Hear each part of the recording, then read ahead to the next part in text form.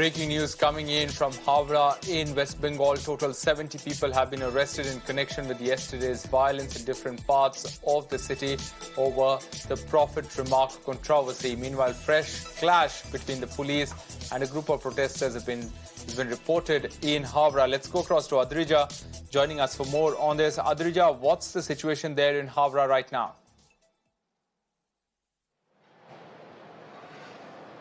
Yes, so the situation is really serious. The latest update that we are getting right now is in the area of Ulberia, the section 144, which is the curfew that has been extended. Earlier it was there till 13th of June. Now it has been extended till the 15th. And clashes have, the protests are continuing even today. From tomorrow, police is trying to control the protesters. They are using tear gas cells in order to bring the situation under control. The protesters are angry. They are, they are stopping trains and roads and causing huge traffic congestion in various parts of Howrah district. Internet definitely has been suspended till Monday. So this is what we know, that as of now in the area of Ulberia, the curfew has been extended till the 15th of June. All right, Adrija, we leave it there. Thanks very much for joining us with those details from Bengal. And shifting focus to Jharkhand, 2 people have died after violence erupted in Ranchi yesterday over the Prophet comment row. The protests turned violent after Friday prayers, following which internet was snapped and Section 144, that's the prohibitory order, was imposed in Ranchi. So 2 people succumbing to their injuries in Jharkhand a day after with the violence that was against the comments on the Prophet. Times Network's Himanshu brings us this report from the incident site in Ranchi. उस ओर से जुलूस आया और उसके बाद इस चौराहे पर जमकर हंगामा हुआ और यहाँ पर प्रदर्शन उग्र हो गया। पथराव शुरू हुए और पथराव की कुछ तस्वीरें आपको दिखाते हैं हम। ये आपकी टीन शेड देखेंगे तो इस टीन शेड के ऊपर आप देखिए कि किस तरह से यहाँ पर पत्थर बरसे हुए हैं, पत्थरों का जमावड़ा लगा हुआ है। थोड़ा सा और आगे यहाँ पर आएंगे तो आप यहाँ पर देखेंगे कि ये जो ऊपर का बोर्ड है, वो बोर्ड भी यहाँ पर टूटा हुआ है।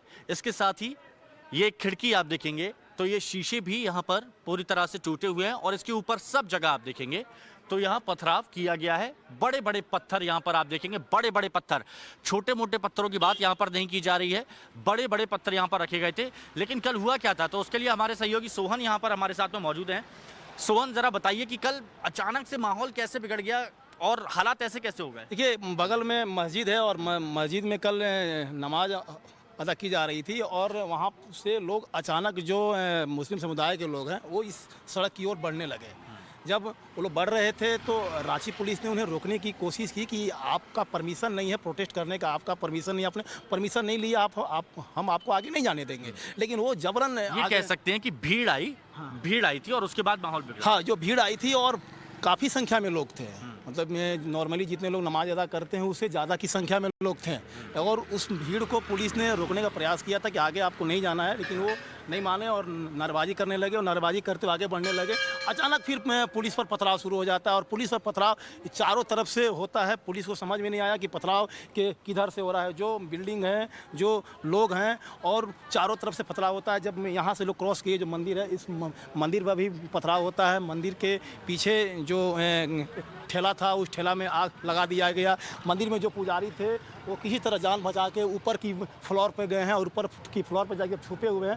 तब जो मंदिर में जो श्रद्धालु थे, पुजारी थे, उनकी जान बची। लेकिन सोन, ये बताइए, क्योंकि अभी आपने हमें यहाँ पर दिखाया, तो अभी एक बार फिर कैमरामैन से कहेंगे, आप ये देखिए, ये जो आपके निशान देख रहे हैं, ये सड़कों पर, ये जो आप सड़कों के निशान देख रहे हैं, ये पूरी तरह से ईंट के जो बड़े बड़े ईंट पत्थर यहाँ पर फेंके गए थे। ये देखिए, ये पूरी सड़क पर आपको इस तरह के निशान यहाँ पर नजर आएंगे, जो ईंट पत्थर यहाँ पर फेंके गए थे और यहीं पर जोरदार पथराव यहाँ पर किया गया था। इसके साथ ही ये देखेंगे, इधर भी आपको ईंट के निशान यहाँ पर नजर आएंगे, जो पथराव यहाँ पर किया गया था।